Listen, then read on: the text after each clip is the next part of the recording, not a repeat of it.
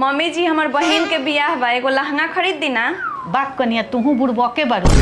लहंगा किन के का करबू? लहंगा इतना भारी होला, एक दिन पहिनबू आ फिर पेटी में रखा जाई। इतना तो अलमारी में साड़ी भरल बा, वही में से एगो पहन ली हो। देख लू माई के दिमाग, पैसा बचा दे लखनऊ। अच्छा वो सब छोड़ी लोगी, खाना का खाए में लोगी? आज छोले भटूरा बना दो। ठीक बा। माँ आज छोला भटूरा खाए के मिली बहुत दिन बाद। देखो कैसन बनाओ तरी। हैली लोगी, मार भात खाई लोगी। मार भात?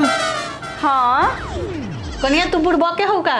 कहनी है छोला भटूरा बनावे के, बना देलू मार भात। ना मम्मी जी, हम दिमाग लगैनी हाँ। छोला भटूरा खैती लोग तो पेट खराब होइत, अब पेट खराब होइत तो डॉक्टर ढूंढी जैती लोग, आ डॉक्टर बोलित कि मार भात खा। यही से पहले ही मार भात बना देनी हाँ कि डॉक्टर के खर्चा बच जाई। देखनी हमार दिमाग।